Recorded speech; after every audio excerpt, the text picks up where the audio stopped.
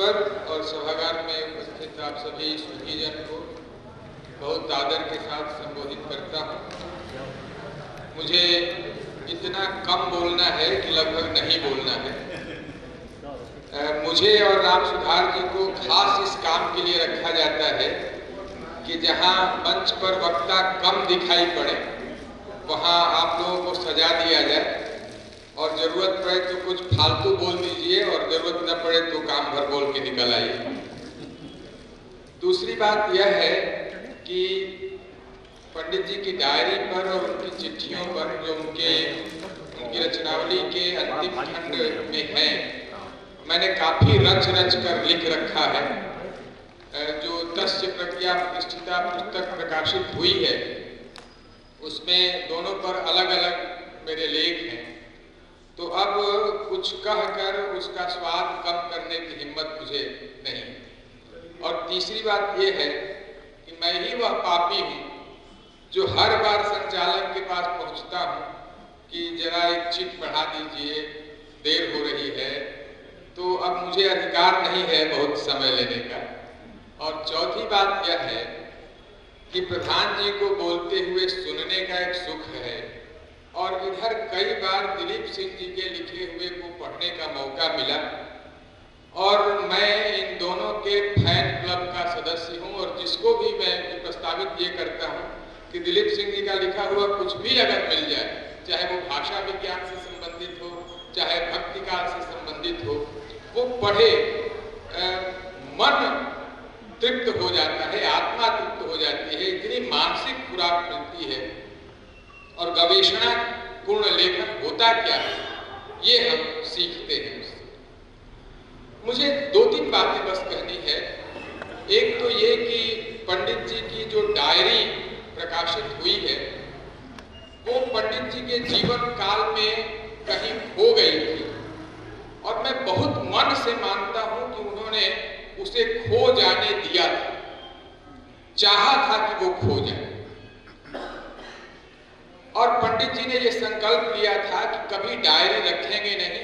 एक छोटी डायरी वो रखते भी थे जिस पर टेलीफोन नंबर लिखा होता था, और उसे भी देखने की जरूरत बहुत कम पड़ती थी, उन्हें प्रायः नंबर याद रहते थे।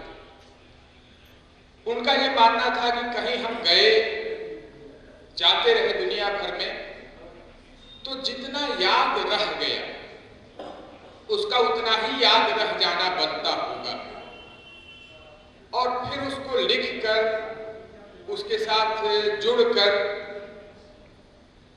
उसको ज्यादा अतिरिक्त भार देने की जरूरत नहीं है, ऐसा वो मानते थे।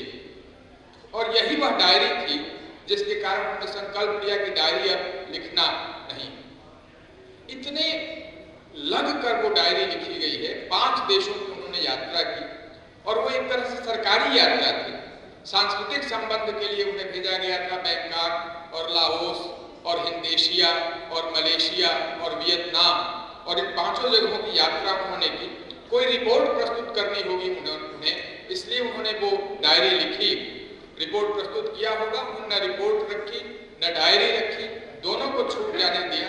और जो यात्रा वृत्त लिखे उसमें उनकी छाप, उनकी छवियां मौजूद हैं जिनको मौजूद होना चाहिए। और हम डायरी पढ़ते हैं तो पाते हैं कि जितनी जगहें उसमें है उससे ज्यादा जन जीवन, उससे ज्यादा जीवन। और डायरी, एक बात सिर्फ कहनी है उस डायरी के बारे में कि आप मन से वो डायरी पढ़िए और आपको न जाने कितनी कहानियों के पात्र मिल जाएं, न जाने कितने उपन्यास उसमें सांस लेते हुए दिख जाएं। और चिट्ठियों के बारे में सिर्फ एक बात कहनी है कि पंडित जी की प्रतिष्ठा व्यक्त व्यंजक निबंधों से ही है। और जब वो व्यक्त व्यंजक कहते थे तो यही नहीं कहते थे कि जो व्यक्ति लिख रहा है उसके व्यक्तित्व की व्यंजना उसमें होगी। अगर वो गंगा पर लिख रहे हैं तो गंगा के व्यक्तित्व की व्यंजना होगी, हिमालय पर लिख रहे हैं तो हिमालय के व्यक्तित्व की व्यंजना होगी। लेकिन इस तमाम उनके लेखन में से उनके व्यक्तित्व की जो व्यंजनाएं छूट गई हैं वो सब उनकी चिट्ठियों में मौजूद है। जैसे एक उदाहरण में दें, जैसे एक पैरवी की प्रवृत्ति होती है। पंडित जी बहुत पैरवियां करते और बहुत पैरवी सुनते थे। और हमारे यहाँ ये कहा जाता है, किसी के बारे में कहा जाए कि वो पैरवी नहीं सुनते तो बड़ा माना जाता है, बहुत ईमानदार। लेकिन क्या पैरवी उनकी होती थी। अशोक वाजपेयी को उन्होंने एक पत्र लिखा और उसमें लिखा कि अमुक विद्वान हैं जो मीमांसा के बचे हुए विद्वानों में से एक हैं और वो मीमांसा के विद्यार्थी तैयार कर रहे हैं, तो उनके विद्यार्थियों के लिए 2000 रुपए मासिक वृत्ति की व्यवस्था की जाए, उनके लिए 3000 रुपए मासिक वृत्ति की व्यवस्था की जाए। लग के पैरवी करते। एक करुणापति त्रिपाठी को लिखते हैं वो कि अमुक विद्वान हैं, रिटायर हुए, जितना पैसा था उनको बीमार हो गए, पैसा खर्च हो गया और इतने स्वाभिमानी हैं कि किसी से कुछ नहीं मांगते हैं, तो उनके लिए व्यवस्था की जाए और जरा भी लगने नहीं दिया जाए कि उनकी यह व्यवस्था किसी के कहने पर की जा रही है, किसी पैरवी पर की जा रही है। ऐसी पैरवियां वो करते रहे। इसी तरह एक पक्ष है कृपणता, और वो कृपणता इस रूप में दिखाई पड़ती है कि किसी विरोधी के विरोध में कुछ भी खर्च नहीं करना, एक शब्द खर्च नहीं करना।